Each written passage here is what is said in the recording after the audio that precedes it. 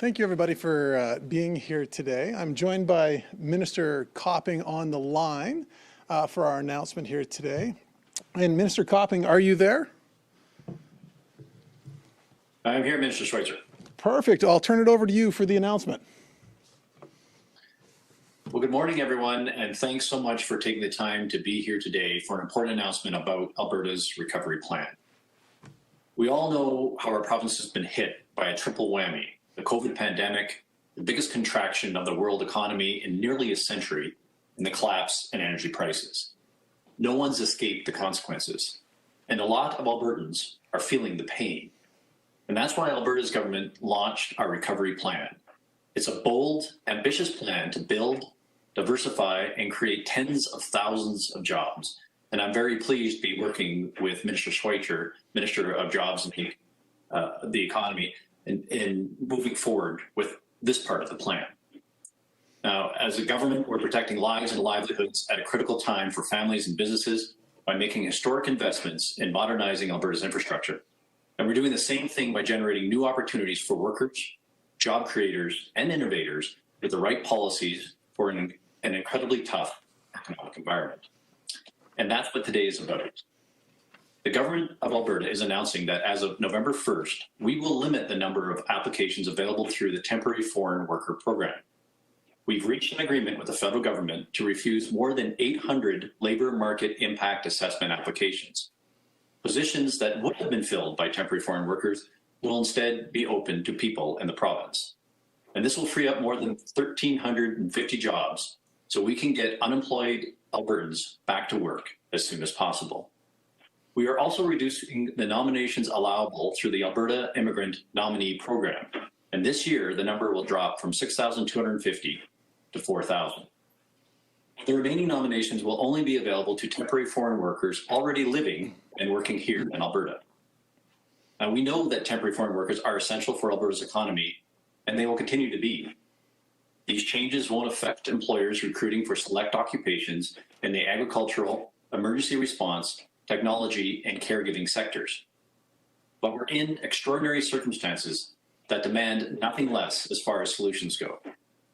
Alberta is facing a sustained unemployment rate above 11%, and we need to protect jobs and get people back to work quickly to relaunch our economy.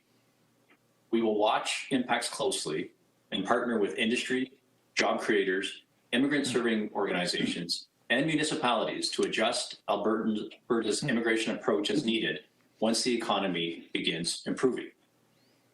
These changes will help create opportunities for unemployed workers currently living in Alberta, but it also protects the future for potential newcomers and temporary foreign workers who have not yet arrived in our province.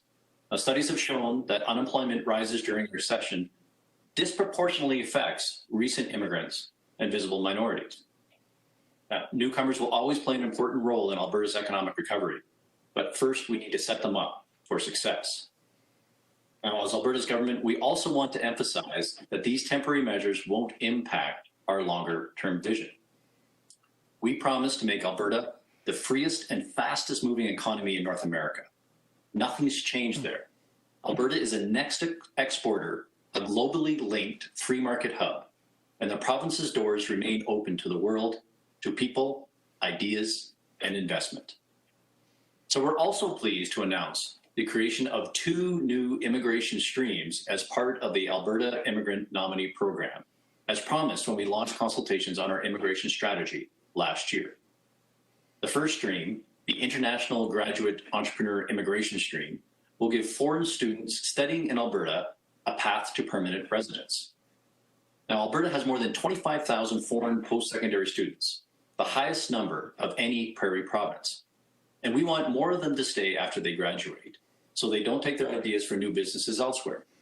With this new stream, international graduates can apply to stay to launch new ventures and startups, creating good jobs for Albertans and bringing much needed investment to our province, and just possibly driving the next big innovation. The Foreign Graduate Startup Visa Program will launch January with the same goal, but on a bigger scale. The United States draws some of the best and brightest minds on the planet, and many of them can't stay on after finishing their studies. Even brilliant graduates in STEM subjects struggle to get permission.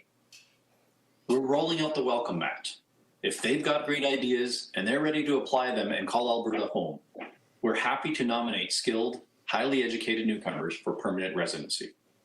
We'll go toe-to-toe with other jurisdictions to compete for talent, and we'll be as innovative as the people we're trying to attract in order to win.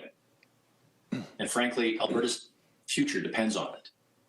So I want to thank the Government of Canada for cooperating closely with us on all of these changes. Some are permanent, some are temporary, but all are focused on getting Albertans back to work and building a truly diversified 21st century economy. We can't bring the pandemic to an end, but we can lay the groundwork for a strong recovery. And we're putting the right people and policies in place so Alberta can bounce back in a big way.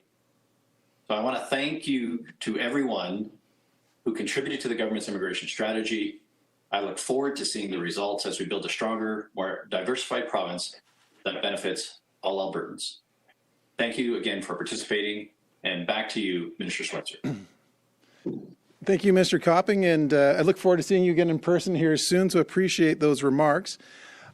We've heard loud and clear from our emerging tech sector here in the province of Alberta that they need access to labor and talent. That is one of the areas that they need, that is the highest priority for them, is labor and talent. We've heard that message loud and clear. I want to just reiterate to people, we put together our Innovation Capital Working Group earlier this year to give us advice as to what we should be doing. What are the policy priorities our province should have? And I want to read off just a quick quote here. Investors are drawn to markets that are successful in attracting new talent, growing their own and cultivating technology hubs and labor pools where entrepreneurs are supported in developing themselves and their companies together with like-minded people. And that is why it's so important with this foreign graduate startup visa program and our graduate entrepreneur immigration stream that we make sure that those talented people that have come here to Alberta, that want to make this their home, that have been educated here, that they have every opportunity to do so. We've also heard loud and clear that in the marketplace, in our emerging technology sector, particularly in the city of Calgary right now, where they just broke their record for venture capital. $200 million of investment into venture capital, the best year that they've ever had. They broke the record from last year. Last year it was $130 million was the record. And we're already blown by that. So there's a huge demand for labor in this space, a whole number of jobs that need to be filled, talented generations that need to be trained. And that's where this comes in. This helps that talent pool for our province to make sure that we can diversify and make sure that we can continue to attract exciting, fast-growing companies here to our province.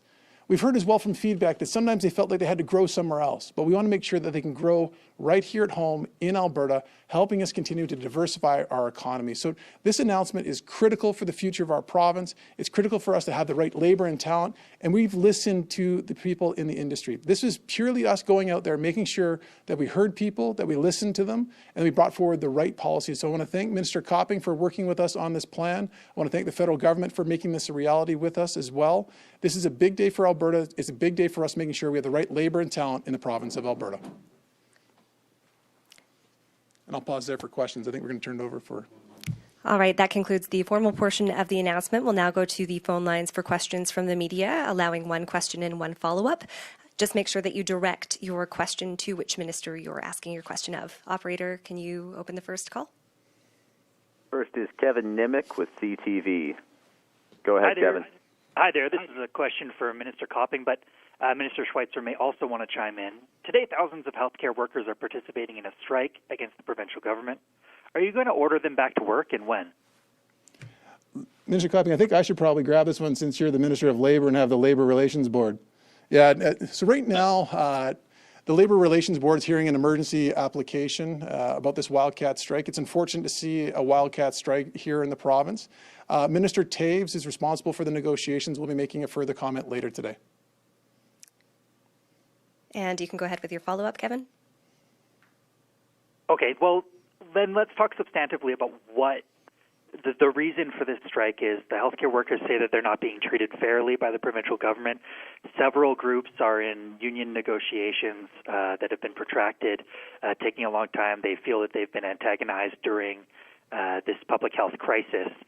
What are you planning to do to ease some of these fears going forward so that we don't see another strike action a month from now? Well, let's be clear. This isn't a strike action. This is a wildcat strike, an unlawful step. And that's why we're doing an emergency application to the Labor Relations Board right now. And as I mentioned earlier on, Minister Taves will be making a formal response here momentarily. All right, operator, could you please put through the next caller? Next is Francois Joly with CBC. Go ahead, Francois. Hi, my question is also for Minister Copping, somewhere along the same lines. But last year, the government adopted Bill 32, which allows the board to stop collection of union dues during illegal strikes. So do you think this is what should happen in this case? Oh, So again, that's a decision that the board is going to make. And we'll leave that to the board, and any other further comments on this will be from our colleague, Minister Taves. All right, if you have a follow-up that is related to the announcement, you may go ahead. Again, they've been clear that any other questions? Yeah, sure. About the announcement itself. Do you think Albertans are going to be interested in taking up those 800 and something jobs that would have gone to temporary foreign workers? The reason this program exists is exactly because a lot of Canadians are not interested in working in fields, for instance. Yeah, well, I think that there will be a number. Thanks so much for the question. I think there will be a number of Albertans who are interested in taking those roles. We are investing as well through our department in terms of more funding for training and retraining to be able to enable Albertans to make sure they have the skills to be able to cross into those areas. Worked with our colleague Minister Dreeshen from Agriculture, and we set up funding for a number of programs to be able to train more people in the ag sector to reduce the reliance on temporary foreign workers in that sector. And we've had some success with that. And I also appreciate that this is a change. So to the extent that we need employers need assistance, they can reach out to the Employer Liaison Service, which is set up by the Alberta government, which is there to assist connecting Alberta employers with Albertans already here, and those including temporary foreign workers who are already here in the province. All right, and that concludes the Q&A portion of this announcement. If you have additional questions, you can send me an email and I will get back to you with statements. Thank you to everyone who participated today. thanks, everybody. Thank you.